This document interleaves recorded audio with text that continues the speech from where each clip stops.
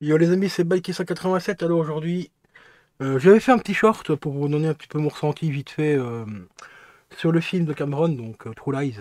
Alors, en une minute, c'est un peu compliqué de faire un résumé de la fameuse polémique, ouais, poupée de cire et tout.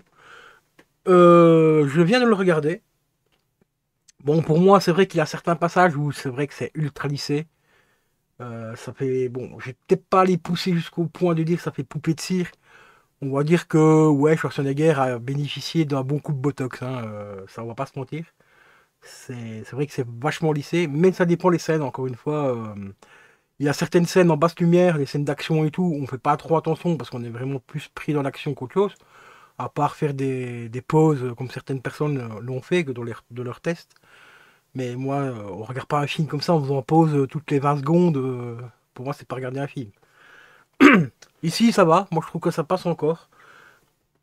À part les scènes en haute luminosité, comme je l'ai dit dans le short, il y a une scène, je sais plus exactement, j'avais dit au début du film, parce que le film bon, est quand même, dure quand même assez longtemps. C'est la scène où on les voit en fait arriver, lui, enfin Schwarzenegger et son collègue, où ils disent bonjour à leurs collègues pour arriver dans le bureau en fait. Donc où ils passent le scan, on voit carrément leur squelette quand ils font scanner.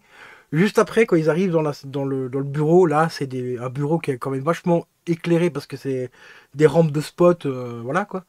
Là, oui, c'est vrai que ça fait un petit peu, je vais pas dire non plus effet poupée de cire, faut quand même pas exagérer. C'est quand même Cameron qui est aux commandes. Bon, sponsorisé, hein, comme tu le vois sur la miniature ici, sponsorisé par un très grand musée, quoi, mais bon, de là à dire que ça fait poupée de cire, non, quand même pas. Et puis de toute façon, une fois que t'es pris dans le film, tu fais même plus gaffe, hein. Une fois que t'es pris dans le film, t'es plus pris par l'action et par l'humour du film et tout, donc voilà. Donc ça fait pas, pour moi, ça fait pas non plus, c'est pas trop exagéré au niveau poupée de cire. Bon, peut-être que sur d'autres télés, peut-être que sur un écran LCD ou quoi, je sais pas. Ou en projection, j'en sais rien, parce que moi j'ai pas de système de projection, j'ai une télé OLED, une C10, bon ça va, ça passe, pour moi ça passe quand même pas trop mal. À part, comme je te l'ai dit, les scènes où c'est vraiment fort lumineux, les scènes d'extérieur par exemple, en plein jour, là oui c'est vrai que bon, on voit que ça a été lissé quand même vachement fort. Mais après, comme beaucoup de gens l'ont dit aussi, ce n'est pas notre film. C'est le film à Cameron, et c'est le seul qui a le droit de faire ce qu'il veut avec son film, enfin de le retoucher comme il veut, c'est son film. Bon, certes, le film a marché, c'est grâce à nous, les spectateurs, qui ont eu la chance d'aller le voir au cinéma, ou qui avons eu la chance de le regarder en VHS à l'époque aussi, et en DVD, et ainsi de suite.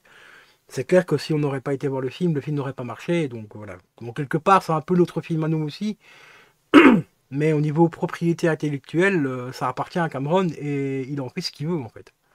S'il a envie de mettre Schwarzenegger en rouge violacé ou transformer Schwarzenegger en Hulk, c'est son droit total en fait. Et moi je trouve que le film, bah, il reste quand même assez sympa. J'ai eu un peu de mal, hein, je t'avoue, j'ai eu un peu de mal à me remettre dedans parce que ça faisait très longtemps que je l'avais pas vu. Mais une fois replongé vraiment bien dans l'ambiance et surtout dans l'humour de l'époque, bah, j'ai repris un petit kiff comme je l'avais connu à l'époque. Donc j'ai passé un bon moment en le regardant. Et c'est le principal, hein, la qualité de l'image. Bah, la qualité des visages, oui, certes, pour certains ça peut déranger. Moi personnellement, j'ai pas pu prêter attention à ça. À part vraiment dans les grosses scènes, comme je t'ai dit, les scènes très lumineuses, les scènes d'extérieur et tout. Mais sinon, dans l'ensemble, la restauration est quand même relativement propre. Enfin, du moins, c'est mon avis personnel, c'est mon ressenti à moi. Là, il me reste encore Abyss à regarder. J'ai commencé par True Lies parce que True Lies c'était un peu moins long qu'Abyss. Et Abyss, j'ai vraiment, vraiment envie d'en profiter au maximum. Parce que c'est vraiment la plus grosse attente que j'avais au niveau des trois films. True Lies, je l'ai pris parce que j'aime encore bien ce genre d'humour. Puis c'est un film que j'avais bien apprécié quand il était sorti à l'époque. Alien, bon, bah, comme pas mal de gens le savent, je suis pas un grand fan de films d'horreur et ainsi de suite. Donc Alien, je le prendrai peut-être plus tard si je le trouve d'occasion ou quoi. Mais là, ce que j'attendais vraiment le plus, c'était Abyss. Et bon, et en même temps, bah, pour soutenir un petit peu aussi comment Fab de Ciné Story, bah, j'avais repris Abyss en même temps. Enfin, True Lies, pardon. En plus, comme ça lui fait une petite vente en plus sur le site, et puis voilà quoi. Mais True Lies, pour moi, il est passable, mais largement quoi, tu vois. qu'il soit lycée ou pas lycée, c'est un film en Blu-ray, ça, pour moi, il suffirait largement, quoi, toi. Bon, là, Abyss, c'est autre chose, parce que Abyss, on a connu des qualités tellement diverses et variées. Moi, j'ai eu la chance de le revoir une fois, enfin, il y a quelques années au cinéma. Dans un cinéma pas loin de chez moi, il avait repassé. C'était pour, je sais plus pour quelle occasion, je crois que c'était pour une soirée. Enfin, c'était une soirée où il y avait plusieurs films, mais je ne sais plus exactement le pourquoi du comment ils avaient décidé de repasser Abyss en salle. Et il y avait d'autres films qui avaient strictement rien à voir avec Cameron. Mais je sais plus, c'était peut-être pour une association, je sais plus trop quoi. Enfin bref, ça fait une dizaine d'années de ça, donc je me rappelle plus. Donc ça m'a permis de revoir, de le voir, bah, déjà de le découvrir au cinéma, chose que je n'ai pas pu faire à l'époque, quand il est sorti. Je l'avais connu en VHS à l'époque, qualité, bon bah VHS, hein, donc dégueulasse. Je l'ai eu aussi en DVD, bon bah la qualité DVD c'était pas mieux non plus, donc voilà. Donc ici, bon, hâte de voir un petit peu ce que ça va donner au niveau du 4K et du Blu-ray. Donc on va voir un peu ce que ça donne et puis voilà quoi. Donc voilà, c'était une petite vidéo comme ça, vite fait pour vous donner vraiment, pas mon avis personnel, parce que je sais qu'il y a beaucoup de gens qui l'ont déjà fait et tout. Mais là vous avez un avis d'une personne lambda qui a juste une télé OLED, qui n'a pas du matériel de malade mental comme par exemple Pepe World ou le laboratoire de Jay par exemple, qui lui a un matos de fou furieux, qui peut vraiment creuser le film en profondeur pour nous montrer un peu les qualités, les défauts, la colorimétrie aussi qui a été choisie, et ainsi de suite. Donc voilà.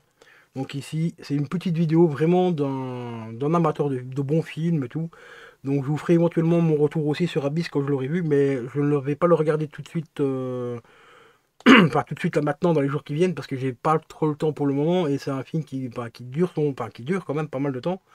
Et celui-là, j'ai vraiment envie d'avoir vraiment bien le temps d'apprécier le film, et surtout d'apprécier un petit peu aussi les bonus, et pouvoir aussi faire une comparaison entre le 4K et le Blu-ray.